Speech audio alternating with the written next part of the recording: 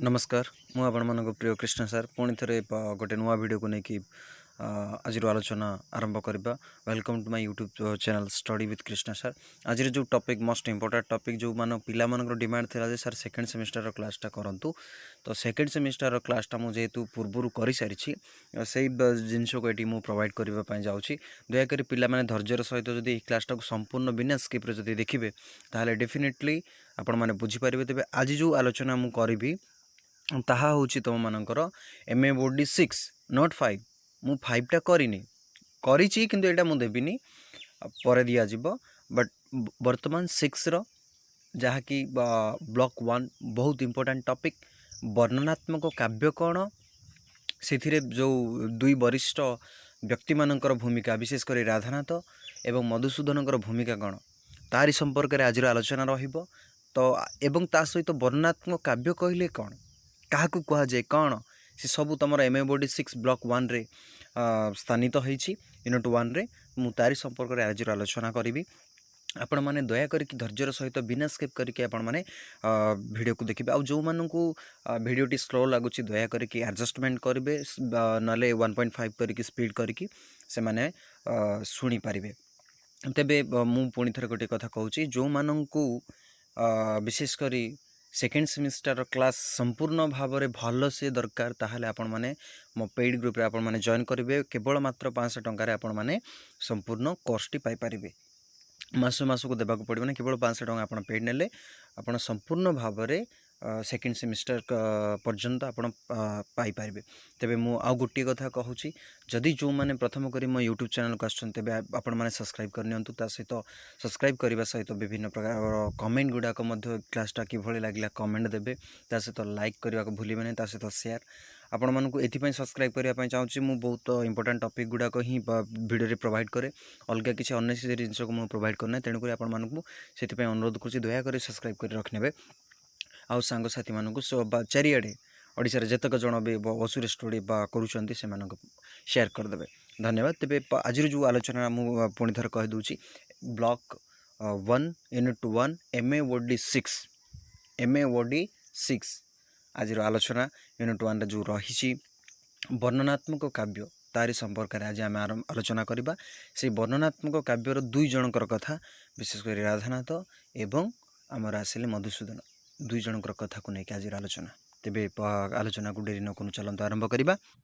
तेबे आज जोटा पढ़ा एटा हूँ आमर आख्यान धर्मी काव्य बा ओडिया काव्य रे काव्य कवितार परिचय ये दुईटी विषय रहिबो। तेबे जो आधुनिक कविता जो पढ़ा ताहा केउ समय भित्तिक थिला ना केते विषय रहउथला ता संपर्क करनिबा। टिके भाई मते फोन पळे आसिला टिके ये जो आधुनिक काव्य विषय जो रहिला जो काव्य कविता जो रचना करा जाउथला से भितरे विभिन्न द्वंद्वात्मक विषयटी देखा देइथिला। अर्थात आमे पूर्वरु जहा पढ़िथिले सेटा को टिके मन पकेइबा जे जेते सबू ओडिया साहित्य गुड़िक रचना करा जाउथला बा काव्य गुड़ा बा कविता गुड़ाक रचना करा जाउथला बा आमे गद्यर कथा कहि परिबा जो रचना करा जाउथला बा पद्यर रचना करा जाउथला ताहा विशेष करी ओडिया माटीर छुंक नथिला। पाश्चात्य जगतर जेते सबू लेखनी प्रणाली थिला ताहाको अनुसरण करी ओडिया काव्य गुड़िक अनुसरण करी रचना करा जाउथला। तो सेही दृष्टिकोणरू ये जो आधुनिक कविता विशेषकर राधानाथ राय मधुसूदन दासंकर गोटे प्रकृत काव्य बोली केते लोक माने ताको रिसीव करू नथिले कारण से अनेक रसात्मक थिला कल्पनात्मक थिला।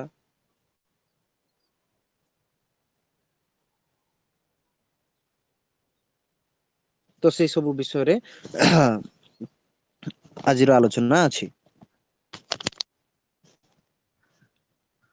देखिबा आधुनिक ओडिया काव्य कवितार परिचय प्रथमे केमती थिला आउ कोठु आरंभ होइथिला आधुनिक काव्य।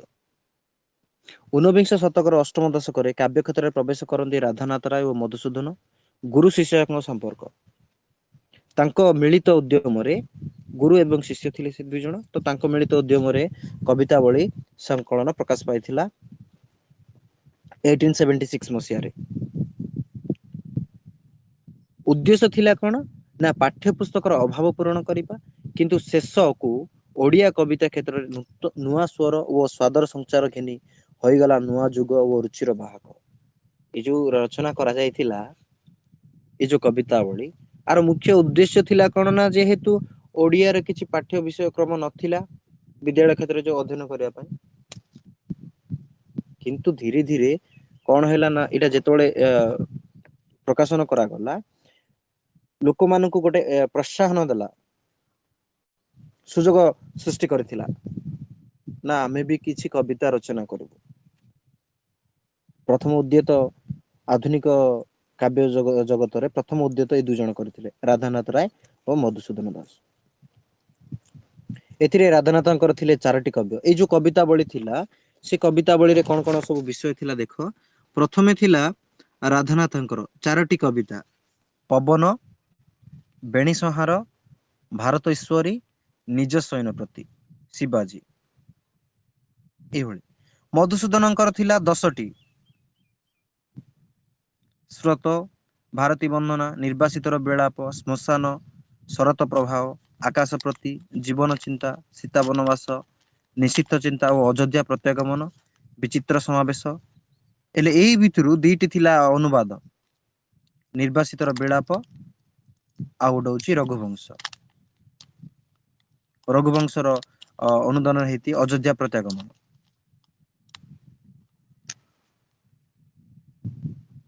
ଆକାଶ ପ୍ରତି ମଧ୍ୟ ଥିଲା ଗୋଟେ ଓଡ କବିତା। ତେବେ ଏଇ ଯୋଉ ଭିତରୁ ଯୋଉ 10ଟି ରଚନା କରାଯାଇଥିଲା ସେଥିମଧ୍ୟରୁ ଜୀବନ ଚିନ୍ତା ଓ ଶରତ ପ୍ରଭାତ ଇଏ ଥିଲା ଅ 2ଟି। ଭାବାନୁସାରେ ନୂଆ ଛନ୍ଦର ପ୍ରୟୋଗ, ଏଥିରେ ନୂତନ ଛନ୍ଦ ଦେଖିବାକୁ ମିଳିଥିଲା।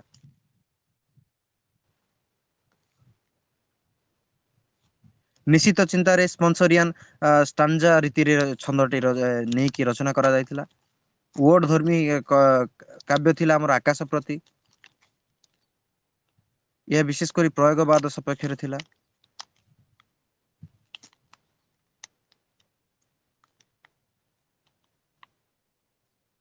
ତେବେ ଏଇ ଯୋଉ କବିତା ଗୁଡିକ ଯୋଉ ରଚନା କରିଥିଲା ତାହା ବିଶେଷ କରି ଶାନ୍ତ ସ୍ନିଗ୍ଧ ଏବଂ ଅନ୍ତର୍ଲୀନ ସୁନ୍ଦର ଆବେଦନରେ ରଚନା କରାଯାଇଥିଲା। ଗୀତି ଧର୍ମୀ ତାର ଆବେଗ ଏଥିରେ ସ୍ୱତଃସ୍ପୃତ ଓ ଆଧ୍ୟାତ୍ମିକର ତତ୍ଵ ସାବଲୀଳ କବିତାମୟ ରୂପ ନେଇଛି। ଏଇ ଯୋଉ କବିତା ଗୁଡିକ ଏଇ ଯୋଉ ଏଥିରୁ 10ଟି ସେଥିରୁ 4ଟି ଯୋଉ ରହିଥିଲା ମିଶିକି କବିତା ବଳି ସଂକଳନ ପ୍ରକାଶ ପାଇଥିଲା ବା ଗୋଟିଏ ପୁସ୍ତକଟିଏ ପ୍ରକାଶ ପାଇଥିଲା। ବିଶେଷ କରି ଏଥିରେ ଶାନ୍ତ ସ୍ନିଗ୍ଧ ଓ ଅନ୍ତର୍ଲୀନ ଏଇ 3ଟି ଜିନିଷକୁ ଗୁରୁତ୍ୱ ଦେଇକି ରଚନା କରାଯାଇଥିଲା। ଅପରପକ୍ଷରେ ରାଧାନାଥ ମାତ୍ର 4ଟି କବିତା ଲେଖିଥିଲେ। ଏଇ ଯୋଉ 10ଟିରେ ଥିଲା ଏଥିରୁ ତାଙ୍କର 4ଟି ହିଁ ଥିଲା। ବିଶେଷ କରି କଳ୍ପନା ଉପରେ ଗୁରୁତ୍ୱ ଦେଇକି ରଚନା କରିଥିଲେ, ଆଖ୍ୟାନ ଧର୍ମୀ କାବ୍ୟ ବୋଲି ଆମେ କହିପାରିବା।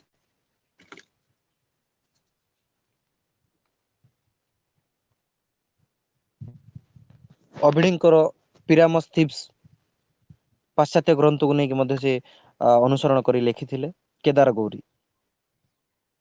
ଏହା ପରେ ପରେ ଚନ୍ଦ୍ରଭାଗା, ନନ୍ଦିକେଶରୀ, ଉଷା ପାର୍ବତୀ ଖଣ୍ଡ କାବ୍ୟ ଗୁଡିକ ସୃଷ୍ଟି କରିଥିଲେ।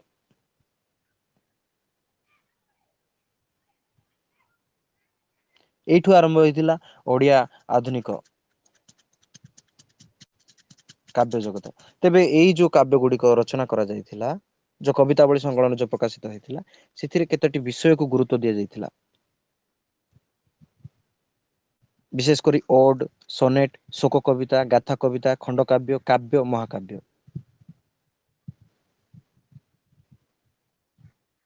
ଦ୍ଵିତୀୟରେ ରହିଲା ନୂଆ ଭାଷା ମଧ୍ୟ ଦେଖିବାକୁ ମିଳିଲା ସେ କବିତାରେ, ନୂତନ ଶୈଳୀ ମାନ ମଧ୍ୟ ଯୋଉଟା କି ଓଡ, ସନେଟ, ଶୋକ କବିତା, ଗାଥା କବିତା ସେହି ଶୈଳୀରେ ରଚନା କରାଯାଇଥିଲା। ଏବଂ ଏହି କାବ୍ୟ ଗୁଡିକ ବିଶେଷ କରି ରୋମାଣ୍ଟିକ ଥିଲା।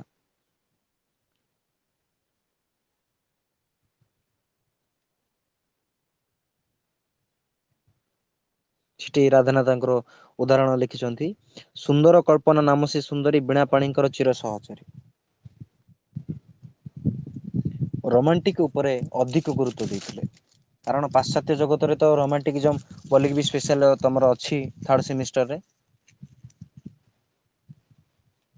ଅଧିକ ନାରୀ ପ୍ରତି ଦୃଷ୍ଟିଗୋଚର କରୁଥିଲେ। ସେ ଯେକୌଣସି କବିତା ବି ରଚନା କରାଯାଉଥିଲା ନାରୀ କି ହିଁ ମୁଖ୍ୟ ଚରିତ୍ର ଦିଆଯାଉଥିଲା।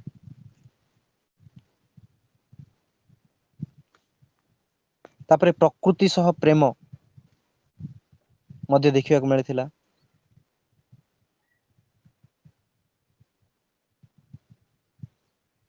ଜାତୀୟତା ବୋଧ ଉପରେ ମଧ୍ୟ ଦେଖିବାକୁ ମିଳିଥିଲା ଏଇ କବିତା ଗୁଡାକରେ। ଆଉ ଏଇ କବିତା ମାନଙ୍କରେ ଆଉ କଣ ଦେଖାଯାଇଥିଲା ନା ଯମକ ଓ ଅନୁପ୍ରାସ ଅଳଙ୍କାର ମଧ୍ୟ ଦେଖିବାକୁ ମିଳିଥିଲା। ଯମକ ଅଳଙ୍କାର କହିଲେ ଆମର ଯୋଉ ସର୍ବଯମକ, ମାଳ ଯମକ, ଆଦ୍ୟ ଯମକ, ମଧ୍ୟ ଯମକ, ପ୍ରାନ୍ତ ଯମକ ଯୋଉ ଅଛି।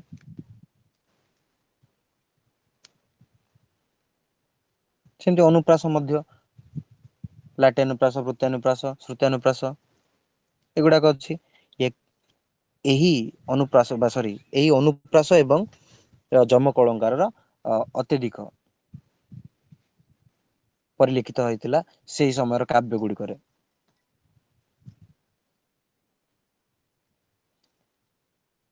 ଏଥିରେ ମଧ୍ୟ ଅମିତ୍ରାକ୍ଷର ଛନ୍ଦର ମଧ୍ୟ ପ୍ରୟୋଗ କରାଯାଇଥିଲା।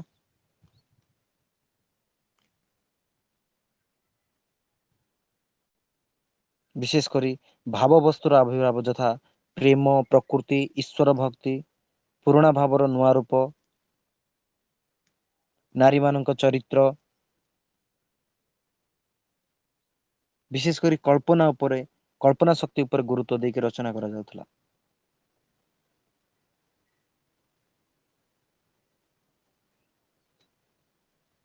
ଏବଂ ଅନୁବାଦ ଯୋଉ କରାଯାଉଥିଲା ତା ପ୍ରତି ଘୃଣା ମନୋଭାବ ଦେଖାଯାଉଥିଲା। ଅନୁବାଦ ଟିକେ କମେଇ ଦେଲେ ସେଇଠୁ ନିଜସ୍ୱ କବିତା ରଚନା କରିବା ପାଇଁ ଚେଷ୍ଟା କରିଥିଲେ। ଏବଂ ପରିଶେଷରେ ଇତିହାସର ପୁନର୍ବ୍ୟାଖ୍ୟା ଏବଂ ଇତିହାସରୁ ନାୟକ ନାୟିକା ଯୋଉ ଆମର ଇତିହାସରେ ଯୋଉମାନେ ଥିଲେ ନାୟକ ନାୟିକା ଯୋଉ ଆମେ ରାଜାଙ୍କର କଥା ହଉ, ରାଣୀଙ୍କର କଥା ହଉ, ବୀରତ୍ୱର କଥା ମଧ୍ୟ ସେଠି ରଚନା କରାଯାଉଥିଲା।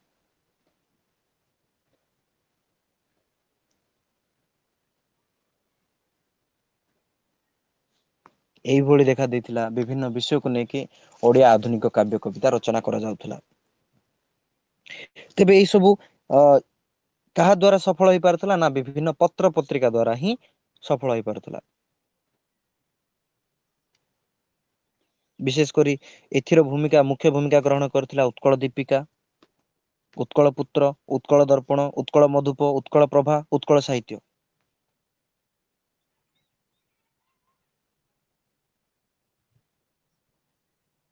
ଏଗୁଡିକ ମୁଖ୍ୟ ଭୂମିକା ଗ୍ରହଣ କରିଥିଲା। ଏମାନଙ୍କର କାବ୍ୟ କବିତା ଯେତେବେଳେ ସବୁ ରଚନା କରାଯାଉଥିଲା ତ ସେଥିରେ ପ୍ରକାଶିତ ହଉଥିଲା।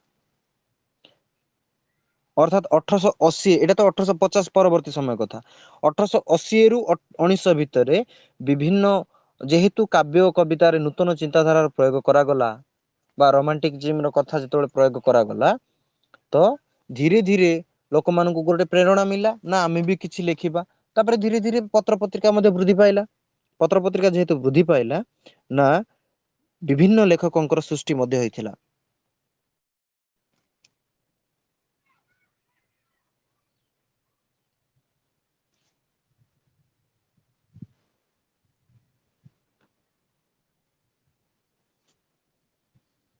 ତେବେ ଏଇ ଯୋଉ ରଚନା କରାଯାଇଥିଲା ଏମାନଙ୍କ ପ୍ରତି ମଧ୍ୟ ସମାଲୋଚନା କରାଯାଇଥିଲା।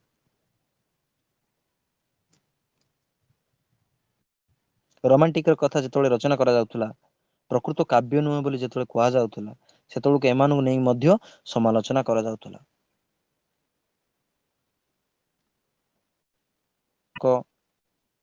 ଇତ୍ୟାଦି ବଡ ବଡ ଲେଖକଙ୍କ କାବ୍ୟ କବିତାକୁ ଅନୁସରଣ କରି ରାଧାନାଥ ରାୟ କଣ କରୁଥିଲେ ନା ଅନୁବାଦ କରି ରଚନା କରୁଥିଲେ। ତ ତାଙ୍କ ପ୍ରତି ମଧ୍ୟ ସମାଲୋଚନା କରୁଥିଲେ। ତାଙ୍କ ସାହିତ୍ୟ ପ୍ରତି।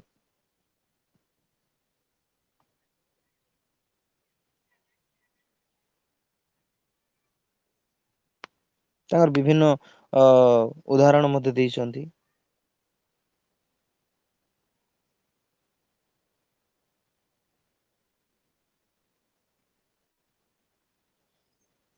କେହି ରହି ନାହିଁ ରହିବେ ନାହିଁ ଏଠି ଭବରଙ୍ଗ ଭୂମି ତଳେ। ତାପରେ ଗୋଟେ ଦେଇଛି ସୁନ୍ଦର ତୃପ୍ତିର ଅବସାଦ ନାହିଁ। ଶୋକ ପସରା ଏ ଅପସରା ଭୁବନ ରୂପ ଆକର୍ଷଣ ପ୍ରବଳ କିବା ନ ମମରେ। ଏମିତି କେତେ ଉଦାହରଣ ଦେଇଛନ୍ତି। ତ ତାଙ୍କର ଯୋଉ ପ୍ରତ୍ୟେକ କାବ୍ୟର ଯୋଉ ଗୋଟିଏ ଗୋଟିଏ ଲାଇନ ଗୋଟିଏ ଗୋଟିଏ ପଦ ଯୋଉ ରଚନା କରାଯାଉଥିଲା ତାହା ବିଶେଷ କରି ରୋମାଣ୍ଟିକ ଚିନ୍ତାଧାରା ଉପରେ ଗୁରୁତ୍ୱ ଦେଉଥିଲା। ଆଉ ବିଶେଷ କରି ତ ଆମେ କହିବାକୁ ମୁଁ ତ ପୂର୍ବରୁ କହିସାରିଛି ଯେ କଳ୍ପନା ଉପରେ ଗୁରୁତ୍ୱ ଦିଆଯାଉଥିଲା। ତେଣୁକରି ତମର ଏଠି ଚିଲିକାର କଥା ମଧ୍ୟ କୁହାଯାଇଛି କାରଣ ଦେଖ ଚିଲିକା ଆମ ଆଖିରେ ନର୍ମାଲି ଗୋଟେ ଲୋକଙ୍କ ଆଖିରେ ଚିଲିକା କହିଲେ ଆମେ ଦେଖିବା ହଁ ହ୍ରଦଟିଏ ସେଥିରେ ପାଣି ଅଛି କିନ୍ତୁ ଗୋଟେ କବି ଯଦି ବସି ପଡିବ କହିଲେ ତାରି ସମ୍ପର୍କରେ କେତେ ଯେ ରଚନା କରିବା ଆମେ ଜାଣିପାରିବାନି। ରାଧାନାଥ ରାୟ ଥିଲେ ସେଇଭଳି କଳ୍ପନା ବସ୍ତୁକୁ ବାସ୍ତବ କ୍ଷେତ୍ରରେ ଅ ଲେଖୁଥିଲେ ବାସ୍ତବ କ୍ଷେତ୍ର ଗୁରୁତ୍ୱ ଦେଇକି ମାନେ ସେଇଭଳି ଥିଲା ଚିଲିକା କାବ୍ୟ ଯେତେବେଳେ ଲେଖିଛନ୍ତି ସେଠି ଜଣା ପଡୁଛି। ଗୋଟେ ଚିଲିକାରେ ଆମେ ଯଦି ଯିବା ନର୍ମାଲି କହିଲେ ଆମେ କିଛି ଦେଖାଯିବନି ଆମ ଆଖିକୁ କେବଳ ସେଥିରେ ଜଳ ହିଁ ଦେଖାଯିବ ପାଣି ହିଁ ଦେଖାଯିବ ବାକି ଆଉ କିଛି ଦେଖାଯିବ ନାହିଁ। କିନ୍ତୁ ଚିଲିକା କାବ୍ୟ ଯଦି ଆମେ ପଠନ କରିବା କହିଲେ ଆମେ ସେଥିରେ ବହୁତ ଜିନିଷ ମିଳିବ। ତେବେ ସେଇ ଯୋଉ ବର୍ଣ୍ଣନା କରାଯାଏ ଗୋଟିଏ ଅ ପ୍ରକୃତ ବସ୍ତୁକୁ ଯୋଉ କାଳ୍ପନିକ ମାଧ୍ୟମରେ ଯୋଉ ବର୍ଣ୍ଣନା କରାଯାଏ ତାର ରୂପ ଦିଆଯାଇଥାଏ ସିଏ ହଉଛି ବର୍ଣ୍ଣନାତ୍ମକ କାବ୍ୟ।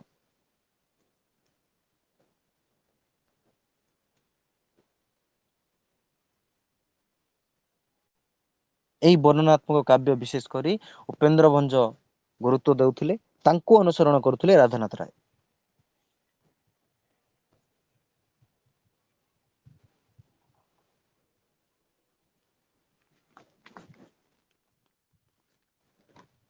ଅନୁସରଣ କରିକି ସେ ବିଭିନ୍ନ କବିତା ଗୁଡିକ ରଚନା କରିଥିଲେ।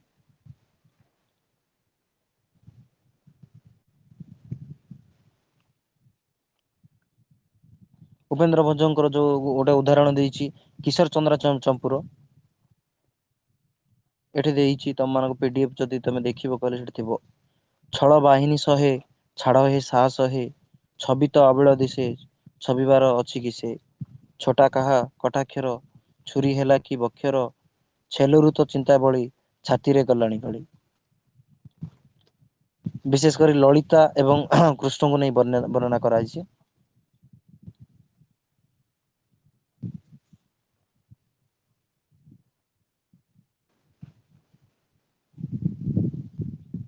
ଆଉ ଗୋଟେ ଉଦାହରଣ ସେମିତି ଦେଇଛି ଅଣିମାଦି ସୁଖଦାୟୀ ଶୋଇଅଛି ଅଣି ହୋଇ ପଲଙ୍କି ଅଙ୍କରେ ଦିଶେ ଏମନ୍ତ ଶୋଭା ସାରମାଣ ରଜତ ବାଡେ କନକଲତା କି ଜଡେ ବିଶଦ ଘନେ କି ସେ ଚପଳ ପ୍ରଭା କାମ ବାଣର କପଳ ତ କେନ୍ଦୁ ପଲକି କି ଥାଉ ଫୁଲ କମଳ।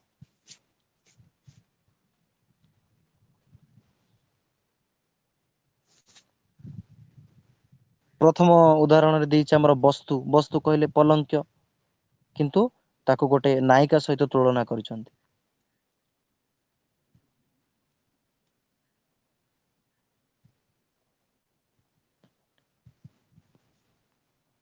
ଅର୍ଥାତ୍ ବର୍ଣ୍ଣନା ଗୋଟିଏ ବିଷୟକୁ ଦେଖିକି ଗୋଟେ ବିଷୟ ବସ୍ତୁକୁ ଦେଖି ଦେଇକି ସେମାନେ ଯୋଉ ବର୍ଣ୍ଣନା କରନ୍ତି ତାରି ସମ୍ପର୍କରେ ଗୋଟେ ପଲଙ୍କ ଦେଖିଲେ କିନ୍ତୁ ସେ ପଲଙ୍କରେ କିଏ କେମିତି ସହିଥିବ ସେ ପଲଙ୍କରେ ଯେତେବେଳେ ଶୋଇଥିବ ନାରୀଟିଏ ତ ତାର ରୂପ କଣ ଥିବ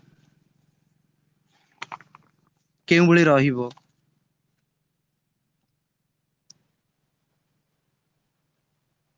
ସେ ସବୁରି ଯୋଉ ଆଲୋଚନା କରାଯାଏ ତାହାକୁ ବର୍ଣ୍ଣନାତ୍ମକ କାବ୍ୟ ବୋଲି କୁହାଯାଏ। ଏଥିରେ ବିଶେଷ କରି ନୂଆ ନୂଆ କାହାଣୀ ଯୋଜନା କରାଯାଏ ବର୍ଣ୍ଣନାତ୍ମକ କାବ୍ୟରେ ଚରିତ୍ରକୁ ମଧ୍ୟ ଗୁରୁତ୍ୱ ଦିଆଯାଏ ପରିବେଶକୁ ମଧ୍ୟ ବିଭିନ୍ନ ଘଟଣାକୁ ମଧ୍ୟ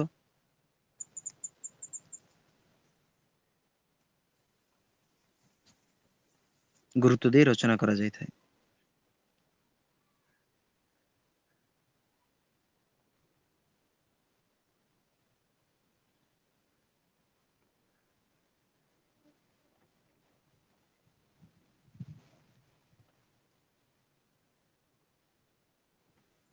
ତେଣୁପରି ତାଙ୍କେ ସେ ଯୋଉ ଉଦାହରଣ ଗୋଟେ ଦେଇଛି, ଯେତେ ପଢିଥିଲେ ବି ନୂଆ ଲାଗେ।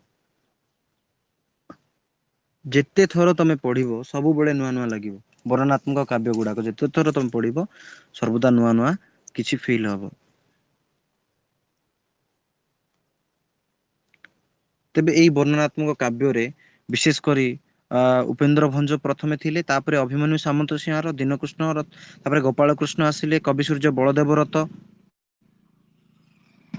ଏମିତି ଅନେକ ଲୋକ ରଚନା କରୁଥିଲେ।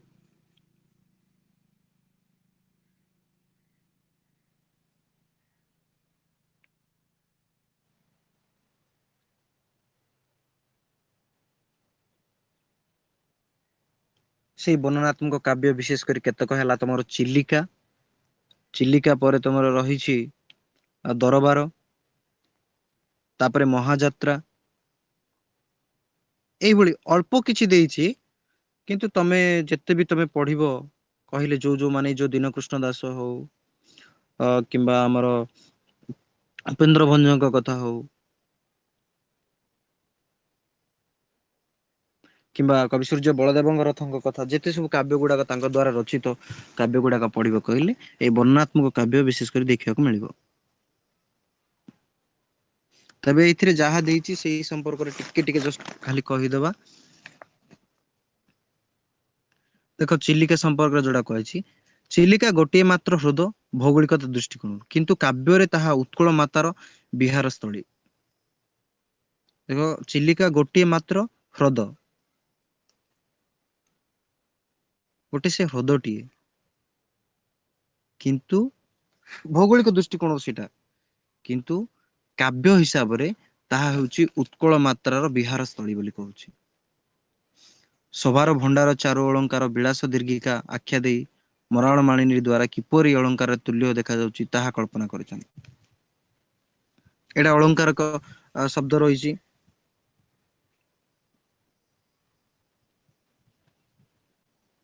ଏଥିରେ ମଧ୍ୟ ଆଉ ଗୋଟେ ସେ ମନେ ପଡୁନି ଠିକ ସେ ଅଳଙ୍କାର, ନୀଳିମାରେ ମାମା ଚାରୁ କେଶ ପାଶ ତନଳ ବିଚିକି କଲା ଉପହାସ। ଏଥିରୁ ହିଁ ରହିଛି। ସେମିତି ଆଉ ଗୋଟେ ଏଠି ମତେ ମନେ ପଡୁନି ଠିକ ସେ,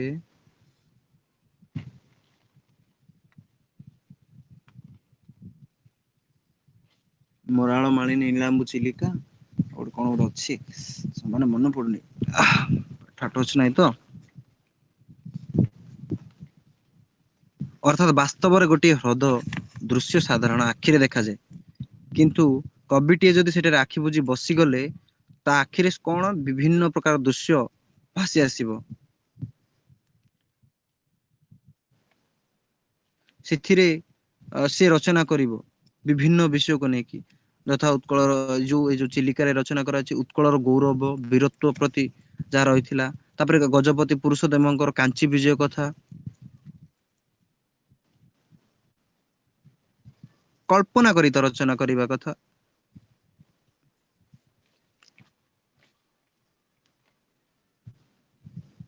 ପଦ୍ମାବତୀଙ୍କୁ ପାଇବା ପାଇଁ ସେ କଣ କରିଥିଲେ, ସେ ସବୁରି ବିଷୟ ଏଠାରେ ରଚନା କରାଯାଇଛି। କିନ୍ତୁ କାଞ୍ଚି ରାଜାଙ୍କ କଥା, ଚିଲିକା ବହୁତ ଡିଫରେନ୍ସ ରହୁଛି, କିନ୍ତୁ ସେ ଆଣିକି ଏଠାରେ ବର୍ଣ୍ଣନା କରିଛନ୍ତି।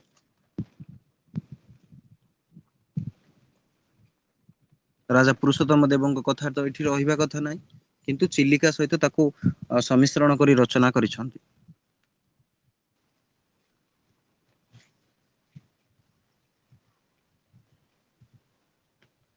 ସେଇଭଳି ଦରବାର, ଏହା ଏକ ମଧ୍ୟ ଗୋଟେ ଦୀର୍ଘ କବିତା। 1894 ମସିହାରେ ଇଂରେଜ ସରକାର ଜ୍ୟୋତିର୍ବିଜ୍ଞାନୀ ପଠାଣି ସାମନ୍ତଙ୍କୁ ମହାମହୋପାଧ୍ୟାୟ ଓ ଜମିଦାର ଗୋବିନ୍ଦ ବଲ୍ଲଭଙ୍କୁ ରାୟବାହାଦୁର ଉପାଧି ଦେବା ପାଇଁ ବାରବାଟୀ କିଲ୍ଲା ପଡିଆରେ ଆୟୋଜନ କରିଥିଲେ। ହେଲେ ଏଇ ସମୟରେ ଯେତେବେଳେ ଏଇ ଯୋଉ ଦରବାର କାବ୍ୟଟି ଗୋଟେ ଏଇଟା ଗୋଟେ ବ୍ୟଙ୍ଗାତ୍ମକ ଭାବରେ ରଚନା କରାଯାଇଛି, କଟାକ୍ଷ କରିକି ରଚନା କରାଯାଇଛି।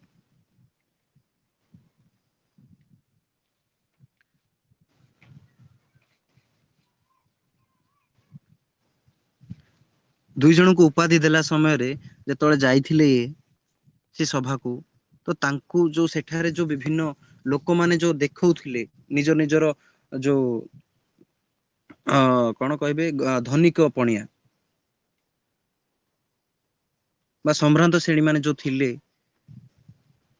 ସେମାନଙ୍କୁ ନେଇ जो कटाक्ष କରି ରଚନା କରିଛନ୍ତି ତାହା ହେଲା ଏଇ ଦରବାର।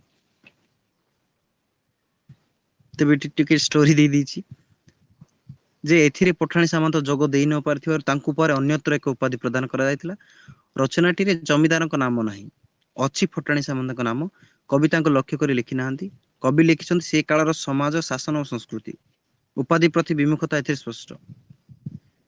ଆରମ୍ଭରୁ କବି ବ୍ୟଙ୍ଗାତ୍ମକ ଦୃଷ୍ଟିରେ ଲେଖିଛନ୍ତି, ଅର୍ଥାତ୍ ଏହା ମଧ୍ୟ ଗୋଟେ ବ୍ୟଙ୍ଗାତ୍ମକ କାବ୍ୟ। ଯେତେବେଳେ ଏଇ ଉପାଧି ଦେବା ପାଇଁ ଯାଉଥିଲି, ସେଠି ପଟାଣି ସାମନ୍ତକୁ ଦେବା ପାଇଁ ଯେତେବେଳେ ଯାଉଥିଲେ ସେତେବେଳେ ଦିଆ ହେଇନଥିଲା, ସେ ଆସି ନଥିଲେ। ତ ତାଙ୍କ ବଦଳରେ ଅନ୍ୟ ଏକ ଉପାଧି ଯୋଉ ଜମିଦାରକୁ ପ୍ରଦାନ କରାଗଲା, ତ ତାକୁ କଟାକ୍ଷ କରିକି ଲେଖିଛନ୍ତି ଏଇ ଦରବାର କାବ୍ୟଟି।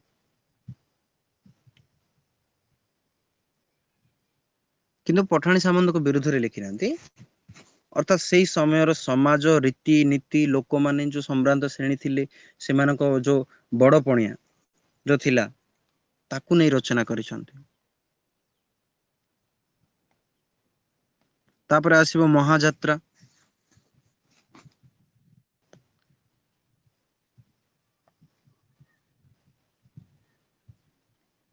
ଏଇ ମହାଯାତ୍ରାଟି ସମ୍ପୂର୍ଣ୍ଣ ହୋଇପାରି ନଥିଲା। 1896 ମସିହାରେ ରଚନା କରାଯାଇଥିଲା।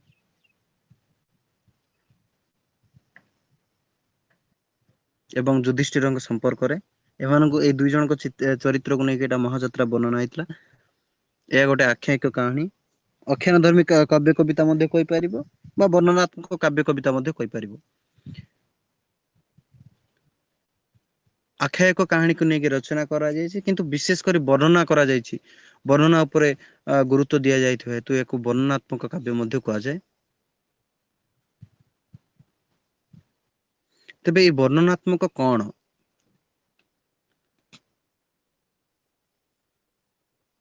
ବିଶେଷ କରି ବର୍ଣ୍ଣନାତ୍ମକ କହିଲେ କଣ ବୁଝ? ଏଇଟା ହଉଛି ମୁଖ୍ୟ। ଏଇ ଯୋଉ ବର୍ଣ୍ଣନାତ୍ମକ କାବ୍ୟ ଆମେ ଯୋଉ ପଢୁଛେ, ତ ଏଇ ବର୍ଣ୍ଣନା କହିବାର କାରଣ କଣ? ଦେଖ, ଇଏ ହଉଛି ନା ଭାବ, ଭାଷା, ଛନ୍ଦ, ଏଇ ତିନୋଟି ଜିନିଷକୁ ନେଇକି ଯଦି ଯାହା ରଚନା ହେଇଥିବ, ତାହା ହଉଛି ବର୍ଣ୍ଣନାତ୍ମକ।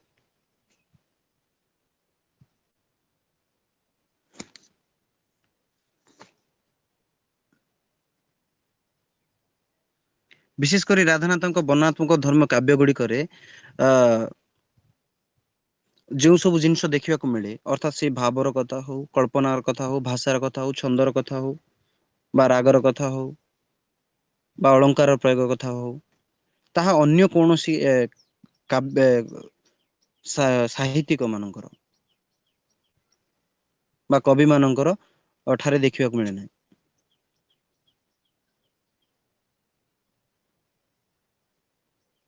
ତେଣୁକରି ଉପେନ୍ଦ୍ର ଭଞ୍ଜ ଏବଂ ରାଧାନାଥନ କୁ କମ୍ପେୟାର କରାଯାଇଥିଲା।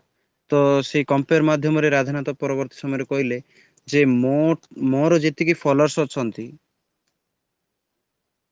ଆଉ ଉପେନ୍ଦ୍ର ଭଞ୍ଜଙ୍କର ସେତିକି ନାହିଁ।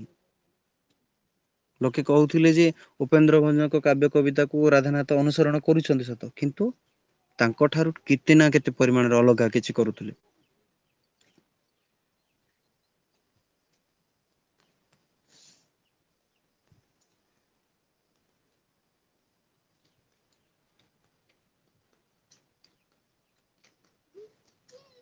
ତାପରେ ରାଧାନାଥଙ୍କ କଥା ଗଲା। ତାପରେ ଆସିବ ମଧୁସୂଦନ ରାଓ କଣ ଥିଲେ।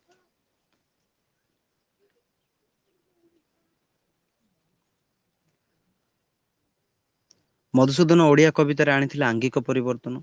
ଏଇଟି ସ୍ୱତସିଦ୍ଧ ଯେ ଭିନ୍ନ କିଛି କଥା କହିବାକୁ ଥିଲେ କବିତାର ବାଗଟି ବଦଳିଯାଏ। ଅର୍ଥାତ୍ ଯେଉଁ ଆଙ୍ଗିକ ସେଥିପାଇଁ ଉପଯୁକ୍ତ ସେଇଠି ଆପେ ଗଢ଼ି ହୋଇଯାଏ। କିନ୍ତୁ ରାଧାନାଥ ମଧୁସୂଦନଙ୍କ କାଳରେ ସେ ଆଙ୍ଗିକ ଆପେ ଗଢ଼ି ହୋଇନଥିଲା, ଯେପରି ଭୀମ ଭୋଇଙ୍କ ରଚନାରେ ଆମେ ଦେଖୁ। ଅର୍ଥାତ୍ କୌଣସି ବିଷୟକୁ ଯଦି ଲେଖିବା ଯଦି ଚାହୁଁଥିବ, ତାହେଲେ ସେ ଆପେ ଚେଞ୍ଜ ହବ ନାହିଁ। ସେଥିରେ ଆମେ ପରିବର୍ତ୍ତନ କରିବାକୁ ପଡିବ ବୋଲି ଏଠି କୁହାଯାଇଛି। ପୂର୍ବରୁ ଆମେ କହିସାରିଛେ ଯେ ରାଧାନାଥ କିମ୍ବା ମଧୁସୂଦନଙ୍କ ଇଂରାଜୀ ଯୋଉ କବି ମାନେ ଥିଲେ, ସେମାନଙ୍କର ପ୍ରଭାବରୁ ବିଭିନ୍ନ ସାହିତ୍ୟ ଗୁଡାକ ରଚନା କରୁଥିଲେ ବା କବିତା ଗୁଡାକ ରଚନା କରାଯାଉଥିଲା। ଯୋଉ କେଦାର ଗୌରୀ ରଚନା ହେଇଛି, ସେଇଟା ମଧ୍ୟ ଗୋଟେ ଅନୁବାଦ। ମଙ୍ଗଳାଶ୍ରୀ, ଚକ୍ଷୀ, କାମୋଦି, କଳହଂସ, କେଦାର, ଚକ୍ରକାଳୀ ଇତ୍ୟାଦି ବୃତ୍ତିରେ ରଚନା କରୁଥିଲେ। ତେବେ ତାଙ୍କ ଦ୍ୱାରା ଓଡ କବିତା ନଦୀ ପ୍ରତି, ପଦ୍ମ, ପୃଥିବୀ ପ୍ରତି, ଜନ୍ମଭୂମି ଇତ୍ୟାଦି ଥିଲା। ଅର୍ଥାତ୍ ଗୋଟେ ସମ୍ବେଦନଶୀଳ କାବ୍ୟ ଗୁଡାକ ଥିଲା।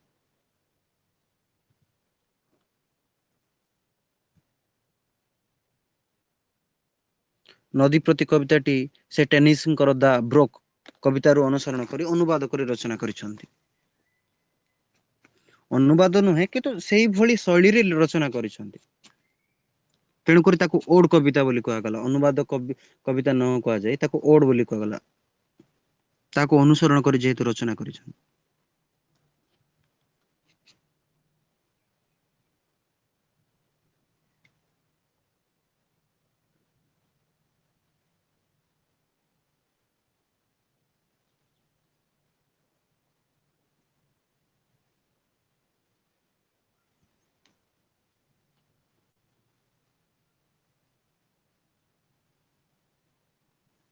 ଆଉ ମଧୁସୂଦନ ଦାସ ଥିଲେ, ମଧୁସୂଦନ ଥିଲେ କଣ କହିଛି ନା, ହଁ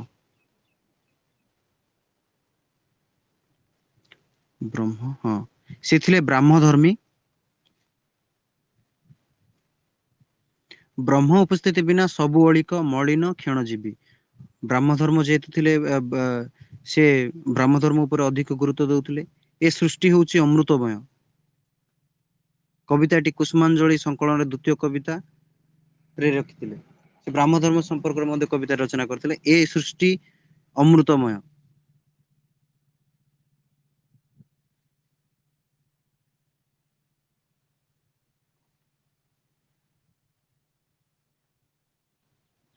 ତାପରେ ତାଙ୍କର ଥିଲା ଋଷି ପ୍ରାଣେ ଦେବତାର ରଣ।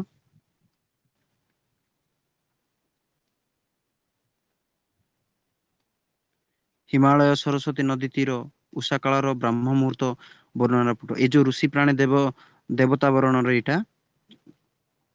ଏଇଟା ବିଶେଷ କରି ହିମାଳୟ ସରସ୍ୱତୀ ନଦୀ।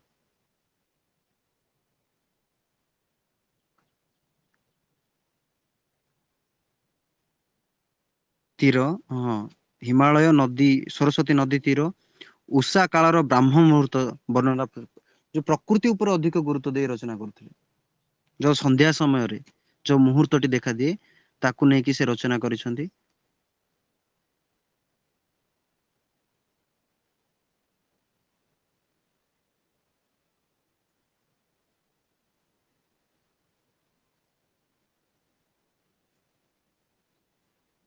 ତାପରେ କଣ ଅଛି କି? ହୁଁ। ଆଉ କିଛି ନୁହଁ, ତମେ ଖାଲି ଜଷ୍ଟ ଖାଲି ପଢିଦିଅ, ମୁଁ କାଲି ଜଷ୍ଟ ଟିକେ ଟିକେ କହିଦଉଛି। ତମେ କଣ କରିବ ନା, ପୁରା ବହିଟି ପଢିବ। ମୁଁ ଖାଲି ବିଷୟ ଗୁଡାକ କଣ କଣ ଅଛି ଜଷ୍ଟ ଖାଲି କହିଦଉଛି, କୋଉଠି କଣ ଅଛି।